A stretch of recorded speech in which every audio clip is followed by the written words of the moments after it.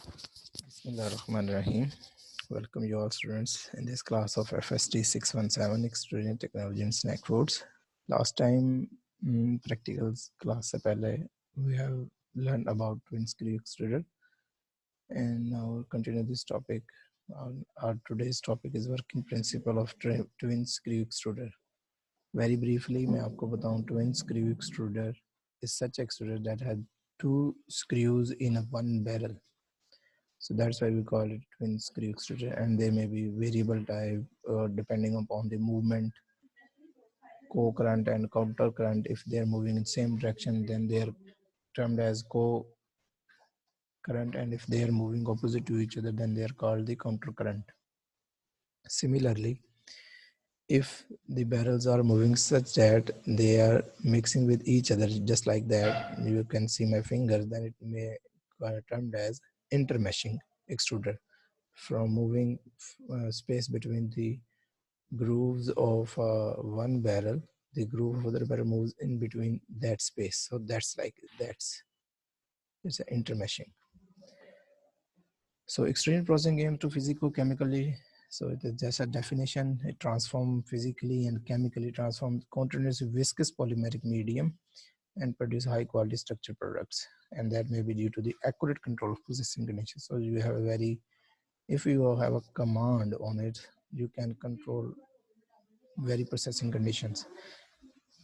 Calextrus as twin screw extruder is just a name of a company that produce or that develop, or you can say develop designed twin screw extruder. Consider two intermeshing co-rotating screws that are mounted on a supplied shafts. Supplied shafts जिनके ऊपर गरारी सी बनी होती है, grooves बने होते हैं in a closed barrel. So दो intermeshing co-rotating screws को एक ग्रूव्ड वाली शाफ्ट के ऊपर लगा के एक बैरल में बंद कर दिया जाए, ये आपका twin screw extruder.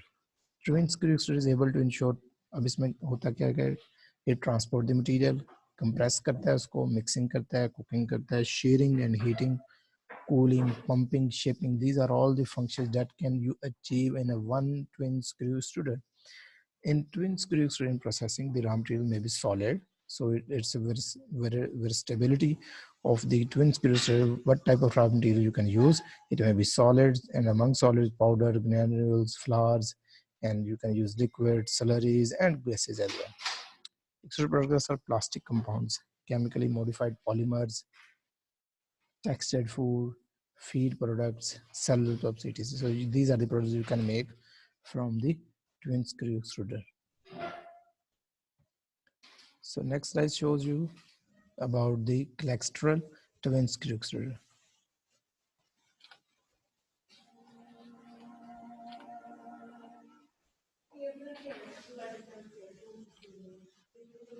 So these are their functions: increase productivity, smart machine, hygienic design. These are just an introduction of their machine.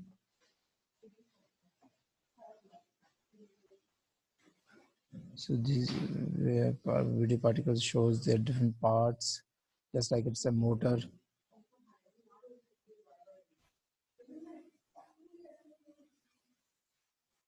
This may be their barrel.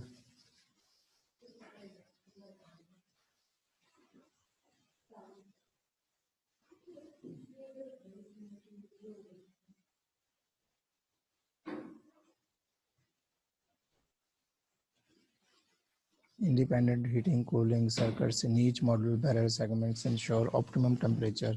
So there are segments among which are very thermically controlled, and it increased 40% volumetric capacity.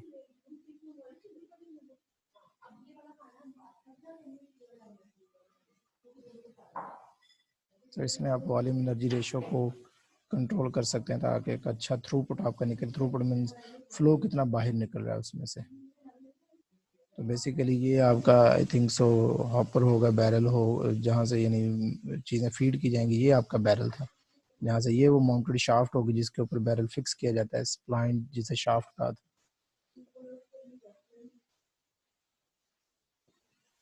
जिसके ऊपर screw चढ़ाए जाते हैं।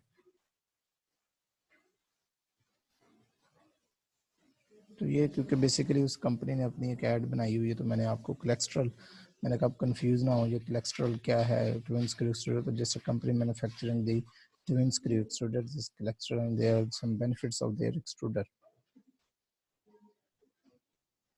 So moving ahead, there are different parts of this twin screw extruder. We can discuss one by one.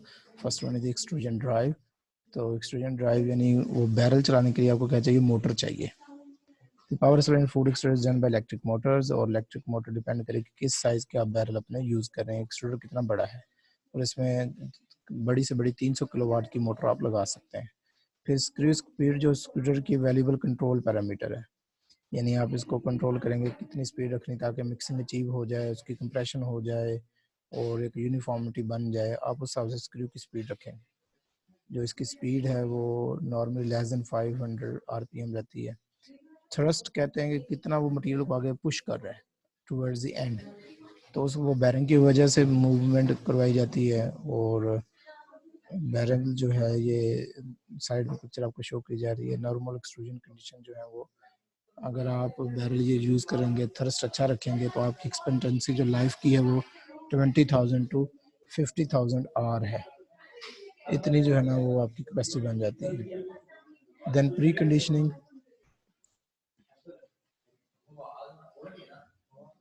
Ji we are discussing about pre conditioning. So pre-conditioning with steam or water has always been an important part of the extrusion process. So आप water add कर सकते हैं, steam add कर सकते हैं उसको नरम करने के लिए मटीरियल को. ये तमाम आप एक्सट्रूजन प्रोसेस पर नहीं अप्लाई कर सकते, लेकिन generally it is tap is applied when moisture content around 20 to 30% and long residence times of the material are used.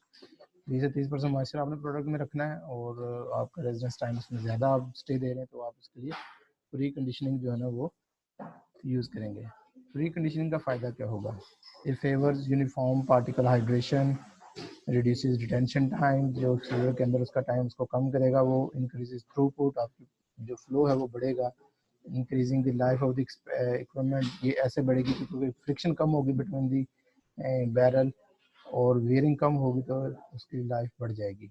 Reducing the cost of the energy involve in the process, energy इससे कम use होगी आपकी. Next आपका जो component आता है feeder. Feeder जिसमें आप raw material डालते हैं वो आगे चीज़ों को मूव करता है. तो device providing uniform delivery of food, ताकि आप हॉपर में डालें, हॉपर से आगे यूनिफॉर्मली चलता जाए. तो इसमें जो मटेरियल यूज़ किया जाता है वो mostly non stick which are often sticky, non free flowing substances जो हैं वो, अगर वो इस तरह का यूज़ करें तो उसके लिए ये फीडर जो है वो आपको, अगर sticky material non free flowing है तो फिर आप फीडर यूज़ करें जो उसको अच्छे तरीके से मूव कर सके. तो ये प्रेशर फ्लो होगा और इसमें मुख्तलिफ टाइप्स जो होते हैं वाइब्रेटरी फीडर्स हैं जो वाइब्रेट करते रहते हैं, मटीरियल को आगे फीड करते हैं. वेरिएबल स्पीड ऑगर है, ये आपको पिक्चर में ऑगर नजर आ रहा है कि यानी इसमें कन्वेयर बेल्ट कितना इस तरह ऊपर जाएगा, उसको लेके जाएगा और नीचे फेंक देगा. वे बेल्ट्स हो सकती हैं, ये जस्ट लाइक है बेल्ट जिस तरह काम करती हैं. अगला पार्ट आपका है बैरल और स्लीव्स. बैरल और स्लीव वही एक लंबी सी जो नाली है, लंबा सा जो आपका गोल खाका है, सांचा है, उसको कहेंगे बैरल और स्लीव. तो इसके अंदर मुख्तलिफ कंपोनेंट, इसमें फीडिंग कंपोनेंट भी आता है, नीडिंग भी आता है, और sleeve surrounding the screw can be solid.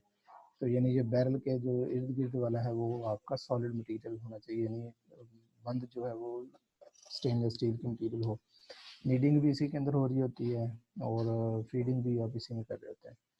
तो दे आर ऑफन जैकेटेड, ये जैकेटेड होता है बैरल आपका, उसमें स्टीम और सुपर हीट ऑयल मूव कर रहा था ताकि गर्म कर सकें, और वाटर और एयर मूव करती है जब आप इसको कूलिंग करनी है. तो जिस सेक्शन में गर्म करना है सेगमेंटेड हिस्से में, उस हिस्से में आपका स्टीम मूव करेगी उसमें से, जैकेट बैरल में से जैकेटेड होती है वो बैरल, और जिसमें कूलिंग करनी है वहाँ आपकी हवा या ठंडा पानी मूव कर रहा होगा. फिर आता है उसके अंदर स्क्रू. बैरल के अंदर screw of the extruder is certainly most important component. तो next important part is screw. Screw of the extruder is certainly its important component जो आगे मूव करेगा. So screw which conveys the material. Diameter of this screw, single extruder normally varies between 2 to 15 centimeter, and length to diameter ratio जो है वो 8 to 20 है, और helix angle between 20 to 30 degree. so जो आपकी यहाँ चीज़ है पिच हेलिक्स एंगल, तो अगर आप तस्वीर में देखें, ये जो ग्रूव ऊपर को उसकी बैरल की आ रही है, तो ये इसके सेंटर से जो इसका एक एंगल बन रहा है, इसको कहते हैं हेलिक्स एंगल। दो जो आपके ये स्पाइरल बने हुए हैं, इनके दरमियान फासले को पिच कहते हैं। ये आपका पूरा एक बैरल के अंदर मौजूद है। इसको ये जो एक हाइट बनती है, इसको फ्लाइट चैनल कहते हैं इसका, या फ्लाइट कहते हैं। ये जितना मोटा होता है इसको फ्लाइट आपकी विड्थ कहते हैं, और ये पूरी चैनल डेप्थ है बैरल से अंदर तक स्क्रू तक का फासला। नेक्स्ट जो इंपॉर्टेंट पार्ट इसमें आता है डाई और नोजल आता है। Die present two main functions, give shapes to the final product and promote resistance. Resistance देगी ताकि मटेरियल इकट्ठा होता रहे। जब मटेरियल इकट्ठा होगा तो उसमें रेजिस्टेंस बढ़ेगी और वो प्रेशर के साथ निकलेगा। जैसे प्रेशर से निकलेगा, सडन कूलिंग होगी और आपकी वो पफनेस आएगी इसमें। So it increase internal pressure. जाहिर है रेजिस्टेंस प्रमोट करेगा तो इंटरनल प्रेशर बढ़ेगा आपका। Die can present various design and number orifice सुराख। डाई में be design to be highly restrictive. Highly restrict होते हैं, यानी फ्री फ्लो नहीं करवाते, उसको रेजिस्टेंस देते हैं। Giving increased barrel fill, barrel बराबर आ रहता है, प्रेशर क्रिएट होता है, रेजिडेंस टाइम बढ़ जाता है, उससे energy input. Die design and effects on functional properties and quality of the final product. इससे डिजाइन और ये इफेक्ट करते हैं चीज़ों को। कटिंग मैकेनिज्म क्या है, ऊपर आप डाई के बाद ब्लेड लगा है जिसने उसको काटना है, और उसकी स्पीड डिपेंड करेगी आपने साइज कितना रखना है। बहुत तेज स्पीड होगी छोटे साइज की चीज़ बनेगी, स्लो स्पीड होगी तो ज़रा ज़्यादा क्वांटिटी चीज़ बनेगी। और ये वर्टिकली भी काम कर सकते हैं और हॉरिजॉन्टली भी आप ऐड करते हैं। नेक्स्ट जो हमारा पार्ट है इसमें factors affecting extrusion cooking. So property of the feed material जो है, ये पहली बात है कि इंपॉर्टेंट पार्ट है जो अफेक्ट करेगा texture colour of the product को। और इसमें जो most important factor feed material type किस तरह का है, फ्लावर है, आपका ग्रैन्युल्स फॉर्म में है, फिर आपका रॉ मटेरियल कलर्ड है और नॉट कलर्ड है, उसका मॉइस्चर कितना है, उसकी फिजिकल स्टेट कैसी है, लिक्विड है, सॉलिड है, देयर केमिकल कंपोजिशन में फैट की क्वांटिटी कितनी है, प्रोटीन की कितनी है, स्टार्च की कितनी है, क्योंकि हर एक ने हीट पे अलग तरह से बिहेव करना है। PH of the moisture material, जो आप मटेरियल अब डाल रहे हैं उसकी पीएच कितनी एसिडिक है, अल्कलाइन है या लाइट एसिडिक है, बैरल का टेम्परेचर आप कितना रख रहे हैं, feed rate and screw speed, die characteristic, end पे जो लग रही है स्क्रू डिजाइन। ये ऑल चीज़ें हैं जो आपकी अफेक्ट करेंगी एक्सट्रूजन कुकिंग को, बढ़ा रही होंगी, कम कर रही होंगी। अब कैरेक्टरिस्टिक प्रोडक्ट्स के क्या बनते हैं, degree of expansion on exit from the extruder, expansion कितनी होगी, जितनी ज़ाहिर है ऑरिफिस में रेजिस्टेंस ज़्यादा होगी, आप उसको एक्सपेंड करवाएंगे तो सडन जैसे ही वो प्रेशर के साथ उस सुराख में से निकलेगा तो मॉइस्चर वेपोरेट कर जाएगा, क्योंकि अंदर प्रेशर था और इस पे प्रेशर क्रिएट हो रहा है, बैरल के अंदर प्रेशर है, पीछे स्क्रू घूम रहा है आपका, तो वो फॉरन सडन एक्सपेंशन हो जाएगी। एक्सटेंट ऑफ एक्सपेंशन किस हद तक एक्सपेंशन होगी, depend on the composition of the product, it's internal microstructure. Composition उसकी क्या है, उसका इंटरनल माइक्रोस्ट्रक्चर किस तरह का है, as it exits the die, जब उससे निकलती है, कंडीशंस, प्रेशर, टेम्परेचर, ये तीन चीज़ें डिपेंड करेंगी। Composition of the product, internal microstructure, and the pressure and temperature in the extruder. Degree of extrusion may be calculated as either the ratio of the diameters or areas of the extruded product to the die. जब die से निकलती है तो उसकी ratio कितनी बनती है diameter की। और अगली जो चीज़ इसमें फॉलो करती है वो bulk density. Density of the final product depends on the nature of the solid material as well as the amount of the air space with the product. अगर तो वो मिक्सिंग हो रही है और उसमें एयर इनकॉर्पोरेट हो रही है तो एक्सपेंशन ज़्यादा होगी, डेंसिटी आपकी कम हो जाएगी। अगर वो बहुत ही फाइन पार्टिकल्स हैं और जिस तरह क्ले आपकी होती है और वो पानी को तो होल्ड करे लेकिन एयर को इनकॉर्पोरेट नहीं करे, तो वो आपकी डेंस प्रोडक्ट बनेगी, बल्क डेंसिटी उसकी ज़्यादा होगी, वॉल्यूम उसका इतना नहीं आएगा। A highly expanded product with plenty of air spaces as such, lower bulkness, जितना वो फ्लाव आएगा उतना, यानी कि वो एयर को अपने अंदर इनकॉर्पोरेट कर रही है, और जितना एयर इनकॉर्पोरेट होगी वॉल्यूम बढ़ेगा, वॉल्यूम बढ़ेगा आपकी डेंसिटी कम हो जाएगी। फिर मैकेनिकल प्रॉपर्टीज आपकी इसमें कैसे हैं, physical and rheological property determine the characteristics of the straight product, जिसमें भी फंडामेंटल पैरामीटर, उसमें इलास्टिसिटी कितनी आ रही है, इलास्टिक मॉडुलस है, ये उससे आप एक्सप्लेन किया जाता है। इंपीरिकल मेजर्स, उसमें हार्डनेस, क्रिस्पीनेस आ रही है, नहीं आ रही है, ये मैकेनिकली प्रॉपर्टीज पर डिपेंड करेंगे। इंस्ट्रूमेंट्स, अब इसके लिए जो मेजर किए जाते हैं कि अभी इसकी प्रॉपर्टीज कैसी हैं, रियोलॉजिकल प्रॉपर्टीज, जिसमें इसकी इलास्टिसिटी मेजर की जाती है, उसकी हार्डनेस, क्रिस्पीनेस मेजर की जाती है, उसमें रियोमीटर यूज़ किए जाते हैं जो कि एक फंडामेंटल प्रॉपर्टी को मेजर करते हैं। एम्पिरिकल टेक्निक्स है जिसमें फिनिटोमीटर है, ये इंस्ट्रॉन कंपनी है जिसका फिनिटोमीटर यूज़ किया जाता है कि कितनी उसकी आपस में फोर्स है सरफेस के ऊपर, कितना उसका लग रही फोर्स को रीशेप करने में। फिर आगे प्रोटीन क्वालिटी, अब प्रोटीन है आपको पता हीट देंगी तो वो स्वेल करेगी, किस लेवल की हीट है, कितनी उसकी अनकॉइलिंग हो रही है, वो डिपेंड करेगा आपका बैरल स्पीड या टेम्परेचर के ऊपर। Nature of the extruded protein depends on the extrusion operating conditions, specially temperature profile. Temperature इसलिए क्योंकि जितना टेम्परेचर ज़्यादा होगा, डी नेचर होगी तो उतने इसकी फिजिकल प्रेशर यानी विस्कोसिटी वगैरह अफेक्ट होगी। तो अगर खुलता जाएगा, पानी अब्जॉर्ब करता जाएगा, विस्कोसिटी बढ़ती चली जाएगी। स्टार्चेज भी इसी तरह, तो इन्फ्लुएंस द क्वालिटी की तरह से उसमें उसकी क्या चेंज होती है, वाटर अब्जॉर्प्शन चेंज होती है, इंडेक्स उसका वाटर सॉल्युबिलिटी इंडेक्स चेंज होता है, एंजाइम सब्सटिट्यूबिलिटी चेंज होती है। These depends on the operating parameter, उसमें भी टेम्परेचर आपका मोस्टली इंपॉर्टेंट है। Internal microstructure, arrangement of the component of the extruded product leads to the physical properties described. Arrangement आपस में उसकी कैसी है, state of starch, whether partial completely gelatinize, कितना टेम्परेचर दिया, वो आपस में स्टार्च जेलेटिनाइज हुई, नहीं हुई, आधी हुई, पूरी हुई। The founder strongly influence the physical factors. Typically internal microscopic evaluating using, अब आप फिर कैसे देखते हैं, आप स्कैनिंग इलेक्ट्रॉन माइक्रोस्कोपिक टेक्निक के जरिए से देखते हैं। So what are the advantages of twin screw extruder? So by using twin screw extruder you can handle viscous oily sticky material, wet material, जो कि आप सिंगल स्क्रू में नहीं कर सकते, स्किप हो जाते हैं। ट्विन स्क्रू एक्सट्रूडर में आप 25% तक फैट भी बढ़ा सकते हैं, अगर उसमें नहीं है फैट यानी ऐड कर सकते हैं। अब less wear in smallest part of the machine, क्योंकि उसमें मॉइस्चर मटेरियल यूज़ हो रहा है, फैट यूज़ हो रही है, तो फ्रिक्शन कम है। Wide range of particle size, आप grain size, particle size, granule size आप इसमें यूज़ कर सकते हैं। डिसएडवांटेज क्या है कि हाई कैपिटल खरीदने में मशीन महंगी, मेंटेनेंस कॉस्ट इसकी ज़्यादा है, greater resistance constraint on operating ranges. अगर आपको ऑपरेशन के यानी वहाँ दो चीज़ें जो आपने सेट करनी, मिसाल स्पीड और टेम्परेचर, इसमें स्पीड टेम्परेचर कूलिंग वाला कितना होगा, हीटिंग वाला कितना आएगा, कितना मूव करेगा, हीटिंग सेक्शन में स्पीड कितनी होनी चाहिए, कूलिंग में कितनी होनी चाहिए, स्क्रू आपने रोटेटिंग को रोटेटिंग लेने, कोटो रोटेटिंग लेने, मतलब जो कंस्ट्रेंट्स हैं, अगर आप ऑपरेटिंग कंडीशन आपको नहीं आती, अगर आ जाए तो फिर तो ज़ाहिर है हाँ आपकी आ जाती, लेकिन एक किस्म की ये नए बंदे के लिए कंस्ट्रेंट्स हैं, मुश्किल हैं ये चीज़ें। फिर इसका कम्प्लेक्स गियर बॉक्स है जो उनको स्क्रू को मूव करवाता है, वो एक लिमिटेशन है, जिसमें मैक्सिमम टॉर्क, प्रेशर, थर्स्ट कितना क्रिएट करना है।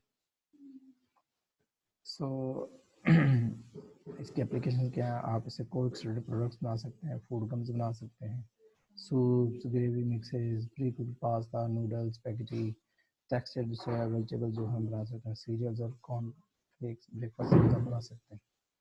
तो यहाँ तक हमारा ये टॉपिक कंप्लीट हुआ। यहाँ तक आपको कोई भी क्वेश्चन हो तो यू कैन आस्क फ्रीली।